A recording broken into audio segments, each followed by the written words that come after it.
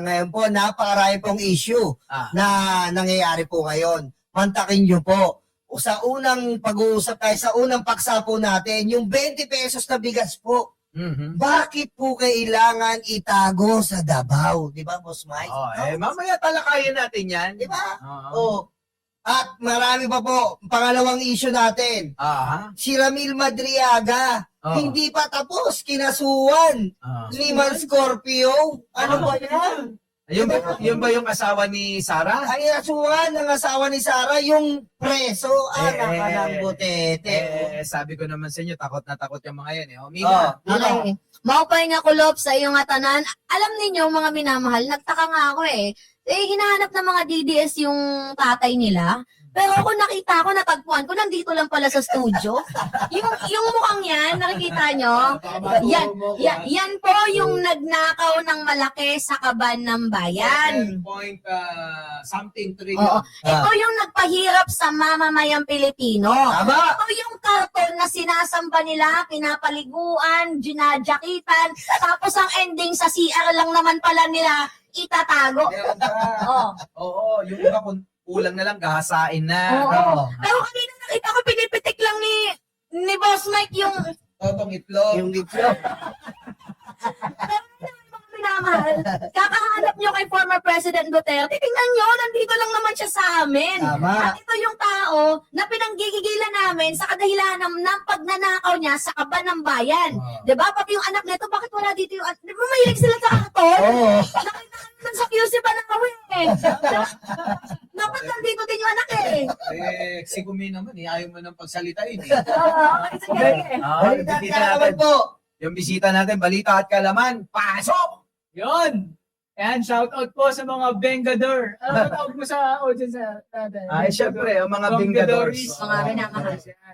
Yan, balita at kaalaman po, YouTube, Facebook, at Dito pa rin. TikTok. Kita ka Yan. dito. Yan ba ako kita? Igalaw ako dito. Ayan. Sa mic. Dito dapat Dito yung kami. Yan. Yung mic. Facebook, TikTok, YouTube, yan po. Follow niyo po ako. Yan, mga lagi po natin nakakasama. Yan. Sandali. Shoutout ko po pala, Mike Cervera Jewelries and Shoes.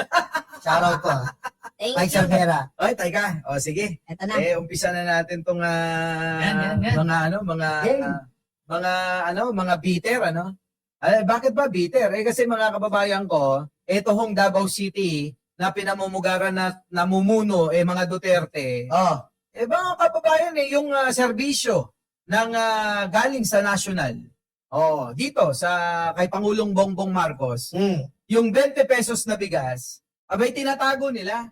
Grabe.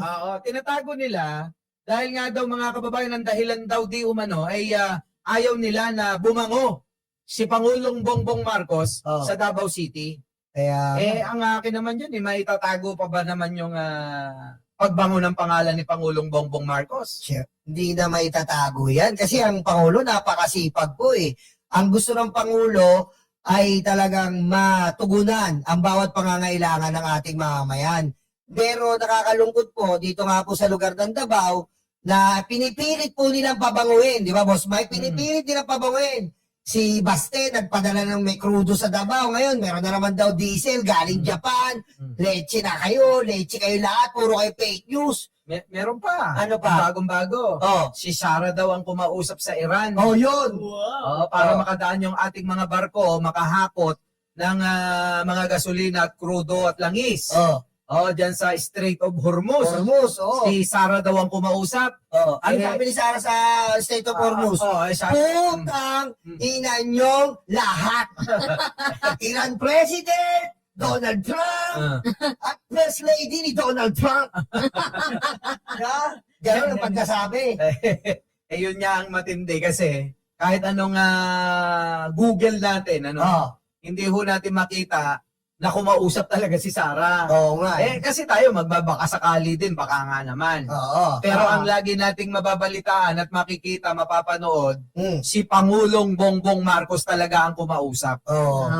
Dyan sila magaling sa trollings Doon sila kumakapit hindi naman napapansin si Sara Duterte ng mainstream media, kaya dyan na lang siya sa kanyang mga trolling fanatiko account. Kasi doon, nabibigyan siya ng chance na sumikat yung kanyang pangalan, yun nga lang sa maling pamamaraan. Pamemeke, no?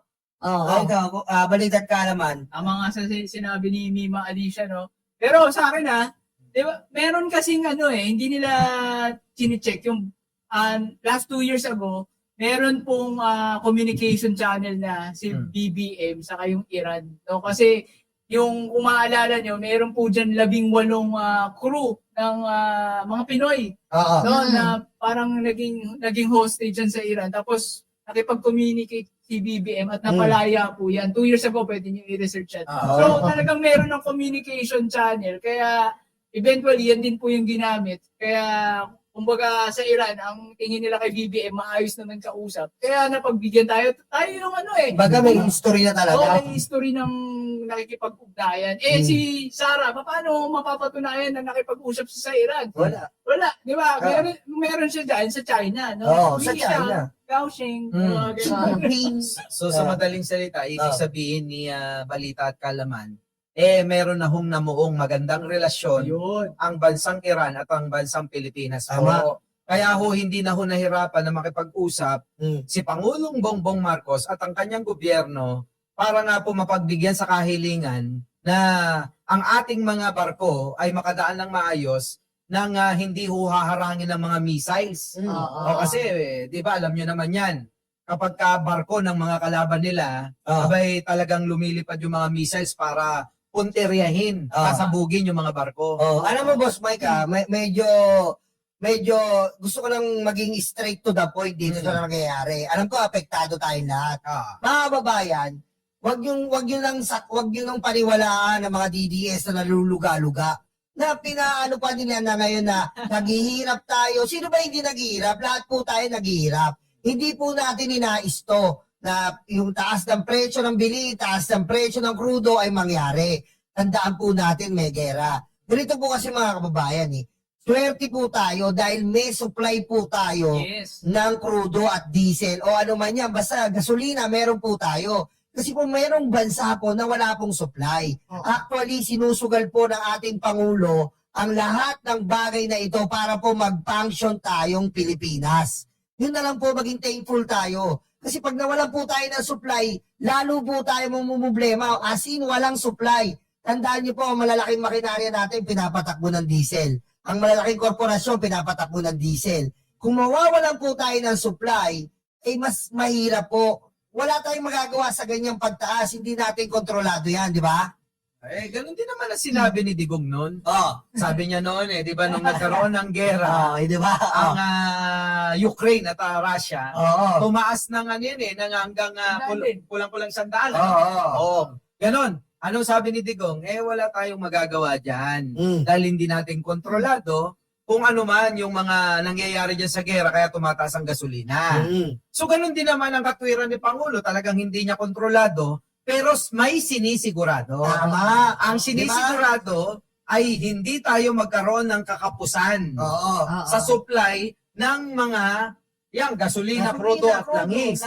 Para yung ating mga pangangailangan magawa pa rin natin at ma-supply pa rin sa mga mamayang Pilipino. Kaya nga Kaya nga instead na magpasalamat na lang sila sa ating presidente, ang ginagawa nila, binabash pa nila. Hindi ko nakikitaan yung mga DDS ng kahit man lang katiting na pasasalamat, katiting man lang na president, thank you. Kasi lahat na lang na nakikita nila, mali sa ating presidente. Mantakin nyo itong si Sara Duterte. Gusto niya pang i-credit sa kanya lahat. Credit yung pagpauwi sa mga OFW.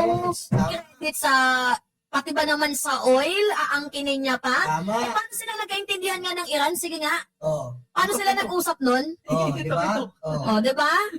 Kaya nga diba, tayo nga po, saksing buhay tayo sa mga nangyari na wala naman po talagang pinadala sila na para tugunan ang mga OFW natin. Biro nyo po, sabi ni Sarah, kung di pa naman po walang laman ng utak, kita nyo po ginawa. Ayan. Napakadali lang magpadala ng eroplano. Live na live po sinabi niya sa Iran. Biro nyo, gagawin niya pong kapahamakan sa ating mga OFW. Nagbibiraan ng missile, magpapadala ka ng aeroplano doon? Magbibida-bida ka? Sasagutin ko yan. Oo. Kasi nung sinabi niya, kaharap niya yung mga bobong vlogger. Ay, siyempre. Dahil nga syempre, si Sarah, hindi, alam niya na hindi siya babarahin ng mga yon. Oo. Kaya nga hindi nagpapa-interview sa mga matatalino yun eh. Oo. Oh. So lahat ba ng mga vlogger na nag-interview sa kanya, bobo? Eh, ganun na nga. Parang ganun yun. Eh, kasi kung ako yung vlogger, Oh. halimbawa ako yung vlogger, Oo. Oh. abay, ipapollow up ko yun. Paano niya gagawin yun? Tama. Hindi yung aayunan mo na lang na, Oo. ay, nangyari, nagawa ko yan nung panahon ng COVID eh. Mm. Ah. Eh, di ba nga, iba yun, COVID, at iba yung may missile na po pwedeng tumama doon sa eroplanong sasakyan. Mm. Kaya pala, Boss Mike, ano yung masasabi mo sa sinabi ni Harry Roque na isang linggo pa lang daw na naging, nung nagkaroon ng COVID pandemic, isang linggo pa lamang daw po, Hmm. nagawa na ng solusyon ni Presidente. Yan nga lang. Yung issue sa fuel, issue sa lahat. Tapos ngayon na Presidente naman si PBBM, bakit isang buwan na, wala pa din daw matinong konkretong solusyon? Eto ha. Oh. Mima. Oh. Mawalang galang kay Okay. Harry Roque. Kagalang Huwag mo na galamin, huwag mo na galamin na kahit na yan. Hindi, may kasunod pa to eh. Oh, sige, go. Alam namin bakla kang hayop ka. Diba? Yung mga sinasabi mo, alam mo ba yung naging epekto sa sambayan ng Pilipino? Oo. Kinulong nyo kaming mga hayop kayo. Tama. Pinilit nyo kami na pasuotin ng face shield kahit hindi naman kailangan. Magkano yun? 150 pesos. Sa 150 pesos na pinagkakitaan yung mga hayop kayo, Oh. napakaraming lumabo ang mata. Tama, tama. Diba? Oo. Oo.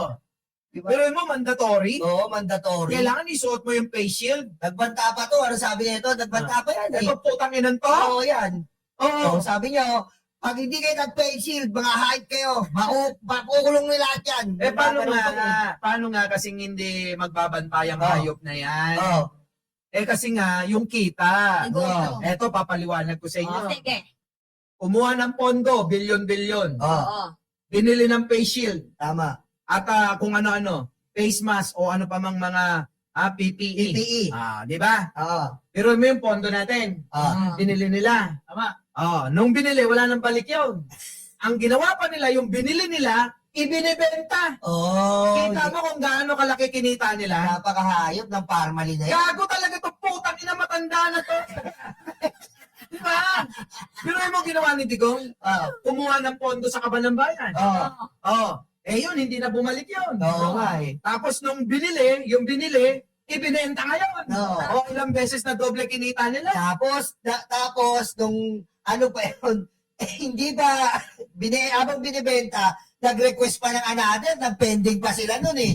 Ikaw ba naman, kapag ka nasarapan ka, hindi ka uulit? Oo, Tapos syempre. tinubuan pa nila. Second lockdown pa tayo. Oo. Sabi ko nga sa inyo imbis na ipamigay, pinagkakitaan pa ng doble-doble. Eto lang madali lang itong computein. Hindi mo na kailangan gamitin ng calculator. Magkano ang naging utang ng bansa 7 billion, I think nang lahat. iniwan ni Digong? 7 billion. 13 High-tech. plus trillion. Oo. Ngayon, ilan ang utang ni Digong doon? 7 point something trillion. Magkano yung paghahati-hatian ng ilang pangulong natira? Kaya nga eh. Ngayon, isama natin yung kay Pangulo. Magkano na daw utang ngayon? 17 trillion. 17. Sabihin, pagpalagay na natin.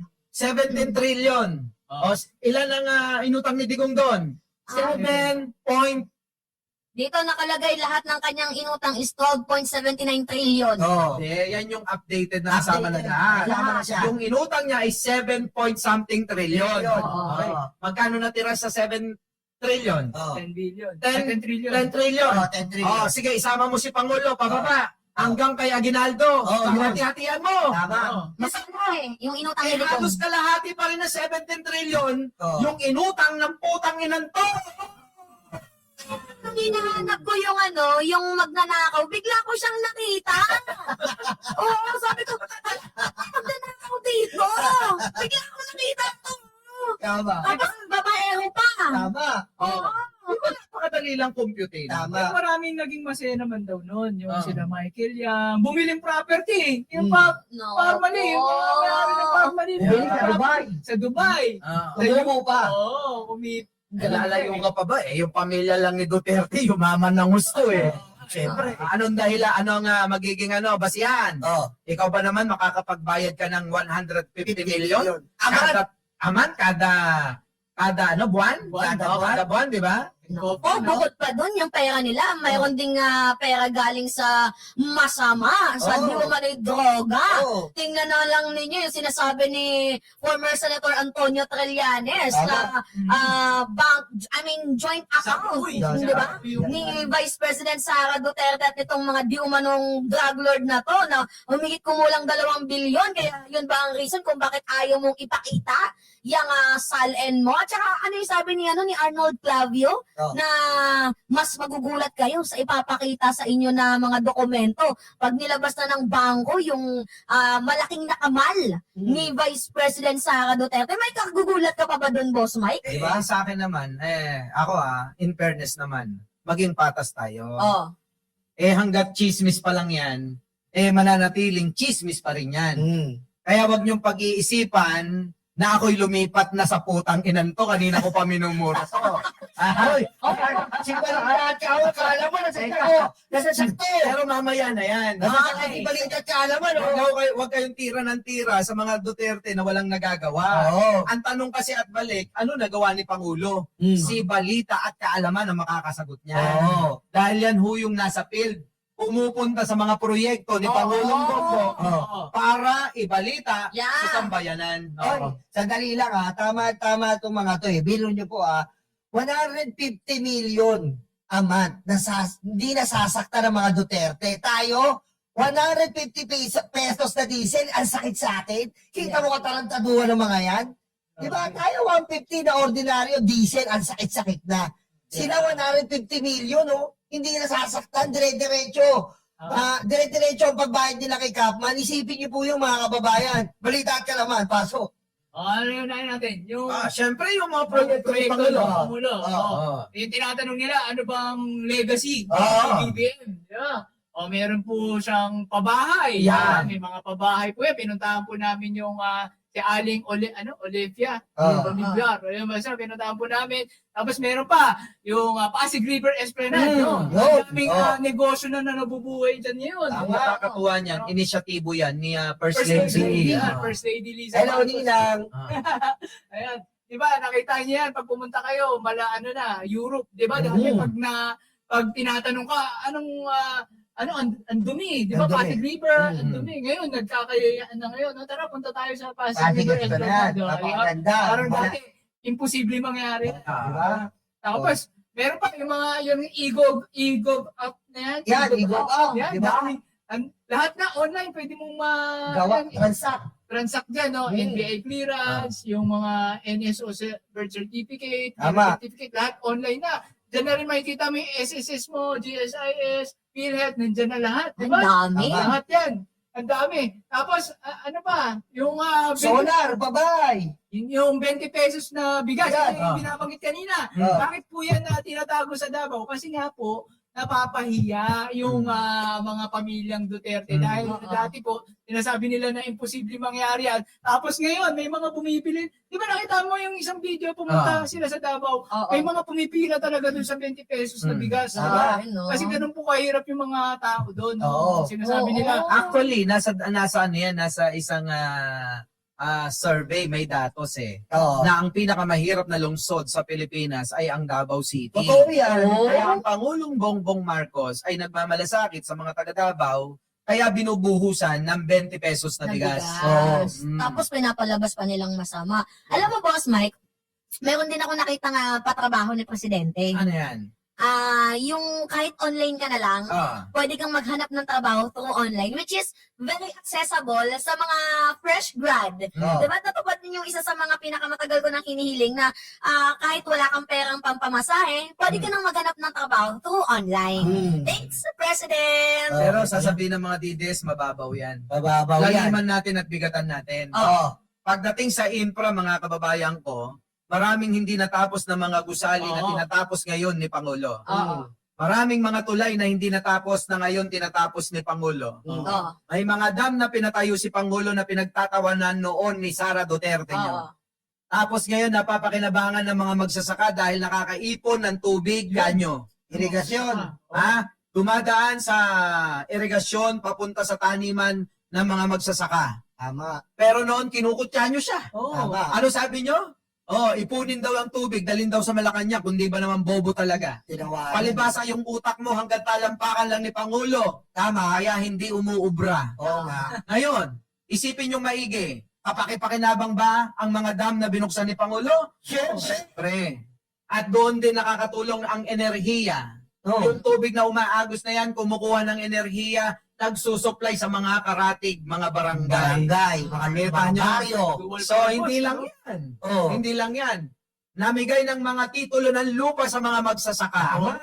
Namigay ng puhunan sa mga mangingisda. Tama. Nagbigay ng mga kagamitan para mas gumaang ang pagsasaka ng mga kababayan nating magsasaka. Shepherds. Sinasip pa yung mga utang. Wala na rin ang mga utang para hindi na alalahanin Ng mga magsasaka. ang mga magsasaka. Ano nga ba ni Digong yun?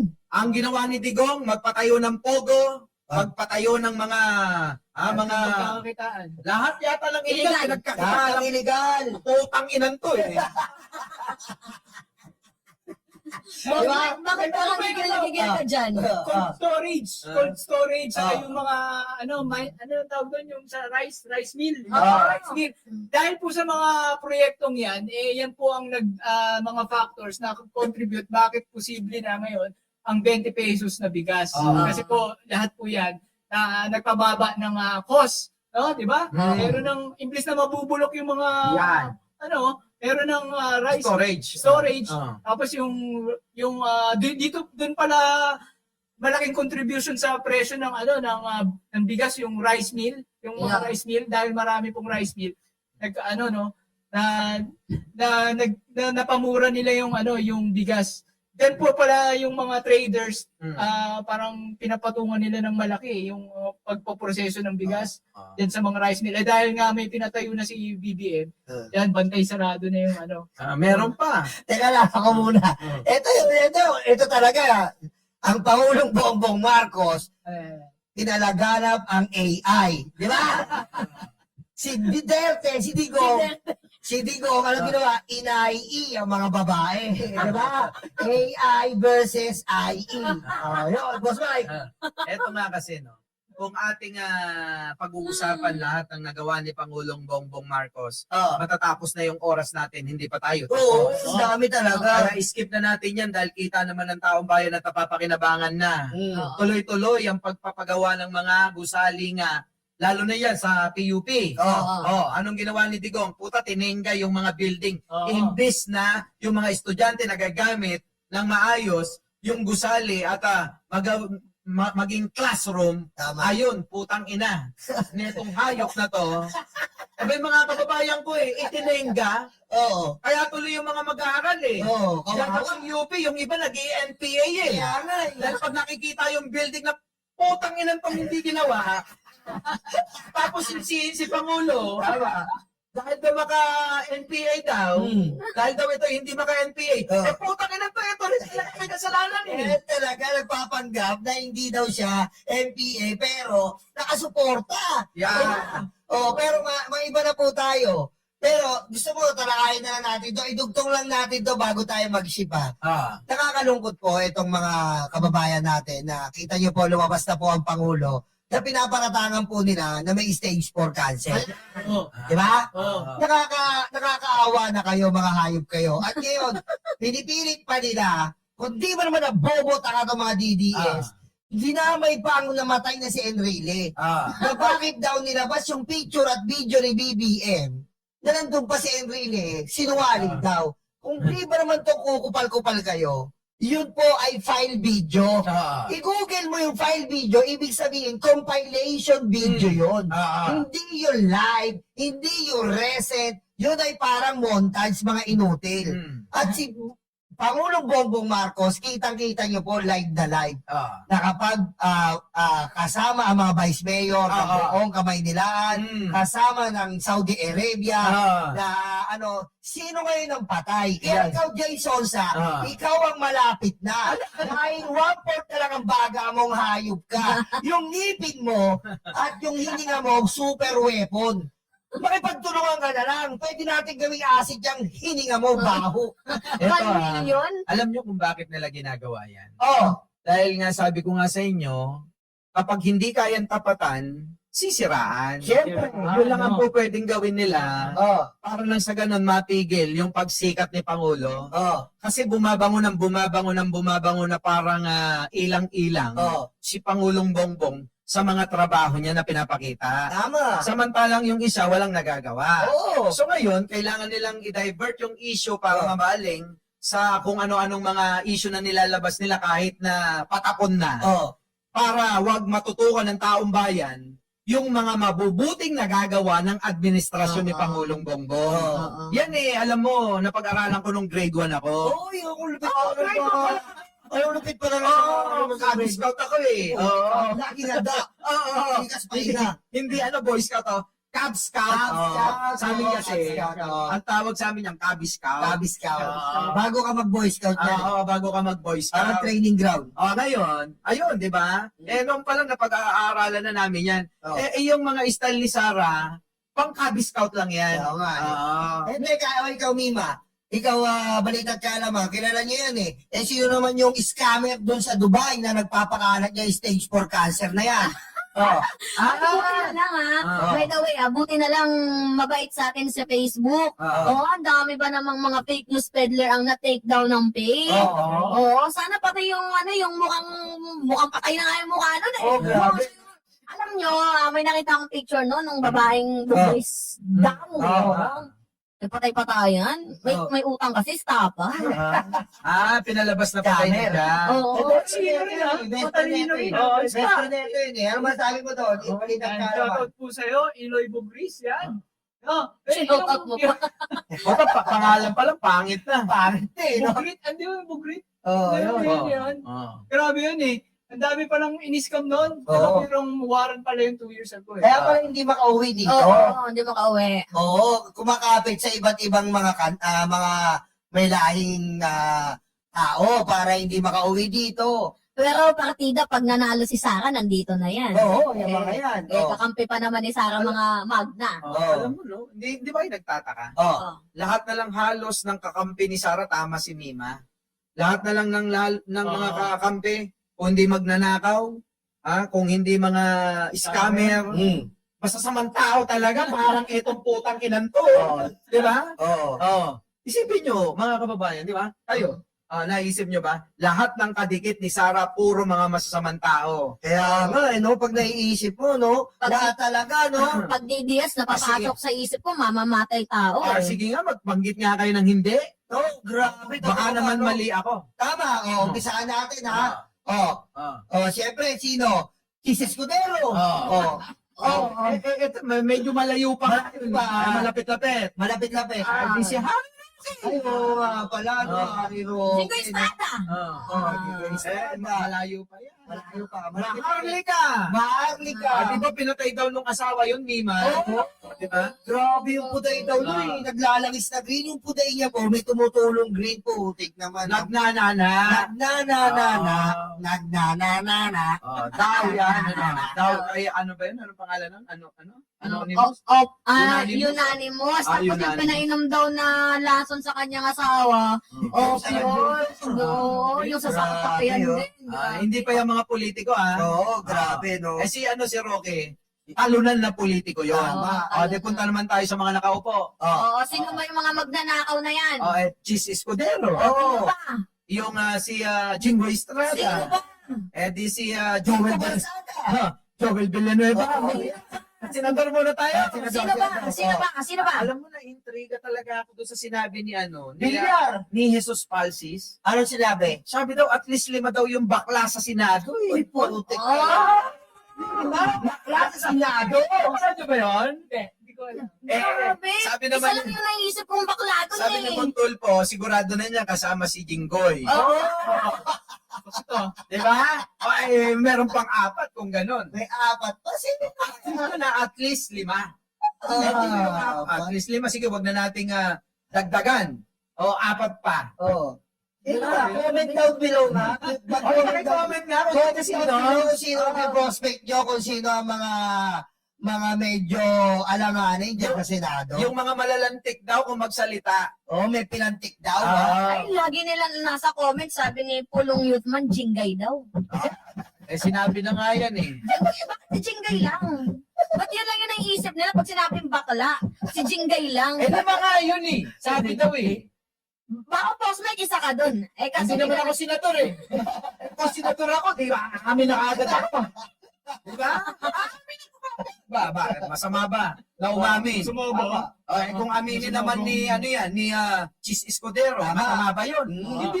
iwan siya ni Hart. Kung aminin din ni Cayetano yan, eh, masama ba yun? Tama. Eh, kung magpakatotoo yung mga yun, kung sila yun. Kung sila yun, ha? Oh, masama ba yun? Eh, kung aminin din ni Subirian, masama ba yun? Huwag yun ang tawagin yung kung si Chisman, Diba? huwag yun ang tawagin, Chiskilay na lang. Ang masama, pag umami si Marcoleta na bakla, putang ina, pangit sa bakla, putang ina, di ba? Okay, Pinapalitan pa naman ano, no? Ang hirap to. pero ano, Ang hirap to. Cosplay paggabi. Ang hirap to. Pag kayo napatawag yan talaga sa Blue Ribbon Committee, pero, Ang hirap to. Ang hirap to, no? pero Senator, wag ano lang wag na ho kung sakali man Wag, ho, sa gwapo. nakasama ho kayo sa Magic 5 na bakla daw, di umano, Sa gwanon. diyan po sa Senado, wag na ho kayong umamin. Pero, pero Boss Mike, nararamdaman mo ba na, Boss Mike, makinig ka, na, pero nararamdaman niyo ba na itong si Senator Dante Marcoleta, isa sa mga koba? Eh, bakit naging masagwa pati mukha? Ang hirap pa na ba imagine eh. Mahirap imagine eh kasi. Puting isipin mo, no? Isipin niyo, Pilato. Ang Pilato. problema no, pagkasasabunutan siya, syempre. Walang buhok. Nako. Anyways, mga kababayan. Si Mig daw. Kasalanan to ni Attorney Jesus Paz. Oo. Oy, teka lang dumako tayo. Ito na nga, speaking of Jesus Francis, meron pa siyang in-expose na, huwag na natin pag-usapan yung debate niya kay Kiko Barsaga. Kasi wala nilang paso eh. Parang isang estudyanteng tatanga-tanga, tinuruan ng isang guro na biyasa. Ganon, naging tatanga-tanga si Kiko Barsaga eh.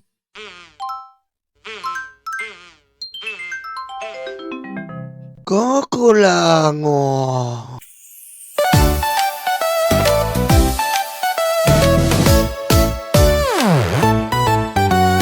Tanggap, tanggap, luga, luga, DDS, DDS. Dating yung white karton, dating yung white karton. Duterte, Duterte. Tanggap, tanggap, luga, luga, DDS, DDS. Dating yung white karton.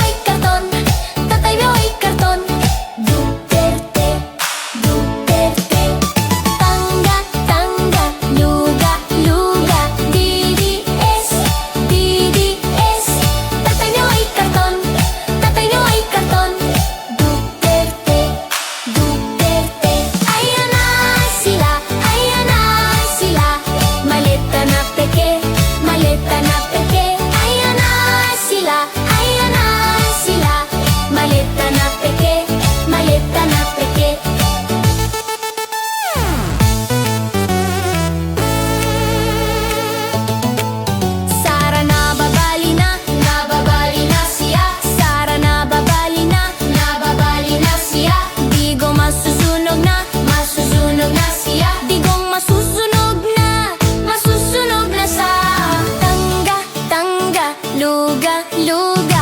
DDS, DDS. Tatay mo ay karton, tatay mo ay karton. Duterte, Duterte. Puro fake news ang dede.